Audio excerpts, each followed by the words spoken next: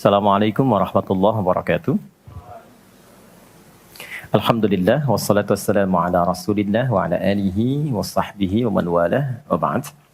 Saudara-saudariku, semoga hari ini kita diberikan kekuatan, kesehatan dan ridha Allah Subhanahu wa taala dalam menjalani kehidupan sehingga semua bukan hanya berjalan lancar tapi juga diberkahi oleh Allah Subhanahu wa taala. Ciri aktivitas yang berkah itu muaranya manfaat. Lisan bertutur beraktivitas. Bagaimana lisan yang disukai oleh Allah. Maka kata-katanya melahirkan manfaat. Kata-katanya keluar baik. Kaki melangkah bila berkah. Itu melangkah ke tempat yang baik. Demikian karya-karya pun. Anda boleh jadi desainer. Desainnya disukai Allah enggak? Jangan sampai mendesain sesuatu yang Allah enggak suka. Dunianya dapat. Tapi bekal akhiratnya tereduksi di dalamnya. Demikian pekerjaan yang Anda lakukan. Kalau bisa, konsepnya kan sangat ideal. Quran surah kedua ayat 201. Wa minhum may yaqulu rabbana atina fid dunya hasanah wa fil akhirati hasanah. Jadi mengejar akhirat itu konsepnya bukan meninggalkan dunia. Justru mengkreasikan dunia sehingga dia punya value akhirat. Kalau berniaga, silahkan sukses-suksesnya, sekaya-kayanya. Dan konversikan kekayaan itu untuk mencari bekal yang Allah sukai. Wujudnya bisa macam-macam. Dengan kedudukan setinggi-tingginya. Sehingga bisa membuat kebijakan-kebijakan yang Allah senangi. Dengan ilmu seluas-luasnya. Sehingga banyak manfaat yang kita niatkan sebagai ibadah karena Allah. Dengan tenaga sebaik-baiknya. Mungkin ada yang di suara, mungkin ada yang di tangan, di kaki. Bilal kan cari surganya dengan suaranya. Dengan azan, bukan dengan harta. Bilal ditawari jadi hakim agung sepeninggal Nabi. Setaraf ketua MA gitu ya. Itu ditolak oleh beliau dengan halus. Karena beliau passionnya memang menggunakan suara. Bukan menggunakan yang lainnya. Kenapa bahasan sholat menjadi penting? Ya, jadi dulu. Dan menjadi bagian yang paling mendapatkan perhatian tinggi dalam Islam. Baik di Al-Quran ataupun di hadis-hadis Nabi sallallahu alaihi wasallam. Semua nabi itu menerima wahyunya di bumi. Rata-rata semua di bumi. Musa yang viral di Bukit Tur Sina, kan? Kemudian Isa alaihissalam di dekat pohon tin zaitun wilayah Palestina. Demikian Nabi Daud dan seterusnya. Tapi untuk mendapatkan satu ibadah berupa salat khusus bagi Nabi Muhammad sallallahu alaihi wasallam, tempatnya spesial. Inda sidratil muntaha, indaha jannatul ma'wa. Nerimanya langsung di dekat surga, di sidratil muntaha. Itu kan oleh-oleh yang Isra Mi'raj itu kan, mendapatkan sholat. Kalau Anda mau lacak referensinya, bisa ditemukan di hadis Muslim, tentang peristiwa ini, yang akhirnya mendapatkan sholat. Dan sholat menjadi pokok penentu amalan lain. Jadi kalau benar sholatnya, benar hajinya. Benar sholatnya, benar zakatnya. Benar sholatnya, benar interaksi dengan Qur'annya. Dan benar sholatnya, itu pasti baik hisabnya. Maka turun hadis spesifik yang banyak dihafal oleh para ahli hadis, jadi pegangan hidup sampai akhirat. Inna awwala ma yuhasabu bihil abdu yawmal qiyamati as-salah. Amal pertama yang akan dihisab di hari kiamat adalah sholatnya. Idza salahat salahat sa'iru amali.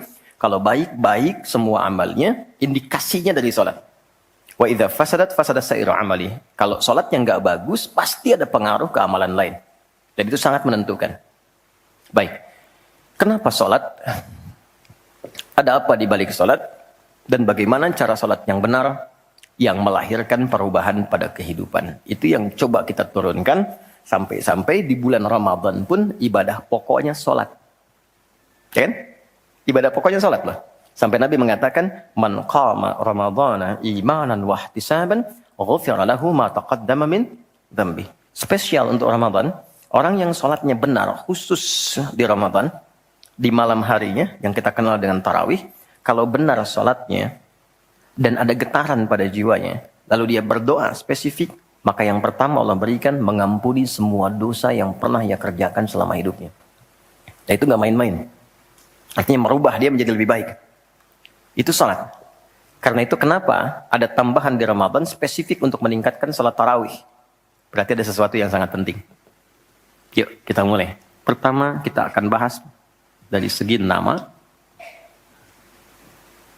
Dan kedua, kita akan bahas dari segi fungsi atau hikmah atau manfaat. Baru kemudian yang ketiga, kita masuk kepada persoalan teknis penunaiannya. Baik bacaan, cara, makna. Kita belajar dari mulai menunaikan, bacaannya apa, maksud dari itu apa. Ya. Baik, kita mulai cepat. Salat. Apa itu salat? Doa. Apalagi? Kenapa doa disebut salat? Kenapa nggak disebut doa aja? Apa itu salat? Doa. Apa itu doa? Salat. Oke, yuk kita urutkan dari segi katanya dulu. As-salah, kurang lebih begini. Nanti ada versinya, ada yang pakai waw, itu ujungnya nanti kembali ke alif. Ini ya. Teman-teman, salat itu seakar dengan kata silah. Silatun.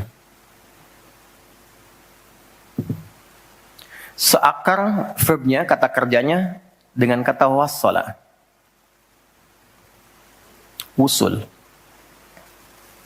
Silah dalam bahasa Arab artinya sesuatu yang terhubung kuat. Sehingga dengan erat dan kuatnya ini sulit dilepaskan. Pernah dengar silaturahmi? Ya kan? Kenapa disebut dengan silaturahmi? Karena ada hubungan perhatian kasih yang dalam, sehingga dimanapun dia masih tersambung untuk memperhatikan. Jadi silaturahmi itu bukan begini, bukan Anda kumpul, menyapa di teman yang hadir. Itu bukan silaturahim. Anda menyapa orangnya ada, wajar, orangnya masih ada. Tapi ketika Anda pulang, Anda mendoakan, dan support pada kebaikan, itulah silah namanya. Nah, hubungan yang melatih kita, supaya terus terhubung dengan Allah, sehingga tak terpisahkan pengawasan Allah kepada kita, perlindungan Allah kepada kita, pemberian Allah kepada kita di setiap waktu dan tempat dimanapun. Itu dinamakan dengan sholat namanya. Karena itu, ciri keberhasilan orang yang sholat, yang pertama kali dapatkan, adanya konektivitas dengan Allah. Sampai dia koneksinya ke Allah. Karena itu disebut wusul. Kenapa secara fikih dinamakan dengan doa? Karena saat berdoa kan terkoneksi dengan Allah. Ya kan? Nah, doa yang terkoneksi secara formal kepada Allah itu disebut dengan sholat. Quran surah keempat, dalilnya An-Nisa ayat 103. Quran surah 4 ayat 103. Paling kanan agak sedikit ke atas tuh di mushaf standar. Fa'idha qadaytumus sholata. Maka jika Anda telah tuntas mengerjakan sholat, fadhkurullaha. Maka cirinya, dia akan cepat terkoneksi kepada Allah. Itu pengertian hikmahnya. Kalau pengertian fikihnya, habis sholat cepat zikir. Zikir itu artinya terkoneksi, nyambung. Kenapa setelah sholat ada zikir lagi yang menyambungkan? Karena ada orang yang sejak saat sholat belum nyambung dengan Allah. Itulah sebabnya nanti kita akan belajar. Masih merasakan nggak? Pernah nggak begini? Sebelum sholat mau fokus nih. Tapi begitu takbir, Allahu Akbar. Yang akbar di lisan Allah. Tapi yang akbar di pikiran, project. Ya, status belum diupdate.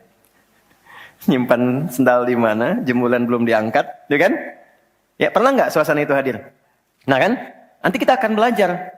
Nah, kalau akumulasi semua ingatan itu mengganggu khusyuk kita sehingga kadar khusyuknya kecil dan belum terkoneksi dengan Allah setelah sholat, maka coba zikir sampai nyambung. Idealnya ketika sholat selesai, itu punya konektivitas dengan Allah, nyambung. Ingat Allah. Qiyaman. Baru dia berdiri jalan sudah ingat Allah. Makanya kalau ada orang keluar dari masjid dan dia nyambung dengan Allah, itu mustahil tertukar sendal. Oke? Karena saat dia pakai, dia merasa diawasi Allah. Ya Allah salah, bukan punya saya. Yang saya yang itu rupanya dia pakai, padahal dia ke masjid nggak pakai sendal. Ini memang ada yang salah dengan sholatnya. Oke? Balik ke sini. Maka kalau dia berjalan jalannya baik, Kalau dia duduk, bekerjanya baik. Gak mungkin maksiat. Gak mungkin menyentuh yang salah. Karena saat dia menyentuh, dia merasa dilihat Allah. Itu yang disebut dengan ihsan namanya. Di orang yang punya koneksi dengan Allahnya kuat, itu akan mudah menjalani kehidupan. Anda punya koneksi dengan teman-teman yang punya kedudukan tertentu. Aksesnya mudah kan? Anda punya koneksi dengan Allah. Apa yang sulit bagi Allah? Masalah dikecilin. Bukan gak dapat masalah. Masalahnya sama. Bagi orang lain besar. Bagi si fulan kok ringan. Karena sebelum mendapatinya, akses dia ke Allah tinggi. Allah ringankan untuk diterima di hatinya. Dilapangkan hatinya sebelum menerima persoalannya. Jadi ketika menerima persoalan, dia tinggal senyum aja. Selesai. Macet, yang lain gelisah. Alhamdulillah macet. Bisa hafalan dulu. Bisa baca dulu. Bisa mengerjakan yang lain dulu. Ini semua dibaca dengan nyaman karena konektivitas yang tinggi dengan Tuhan. Jadi ternyata ketika diminta menunaikan ibadah salat, ada hal yang sangat besar yang Allah ingin berikan kepada kita semua. Saya ingin tanya teman-teman, berapa waktu yang Allah mintakan kepada kita untuk menunaikan salat? Berapa? Tiap hari kita kerjakan. 5 kan? 5 kan? Nomor koneksi dengan Allah. Masih ingat nomornya? 24, 4, 3, 4, klik. Naik. 2 subuh, 4 duhur, 4 asar, 3 maghrib, 4 isya kan? Ayo bikin status. Ya kan? 5 waktu kan? 5 waktu kan? Kenapa 5 waktu? Salah satunya, karena di dalam Quran diisyaratkan orang yang benar salatnya, sesuai yang dengan yang diajarkan Nabi, sesuai yang diisyaratkan Quran, akan mendapatkan 5 kemuliaan dalam hidupnya yang tidak didapatkan oleh orang yang tidak salat. 5 ini. Itu yang coba kita akan keluarkan.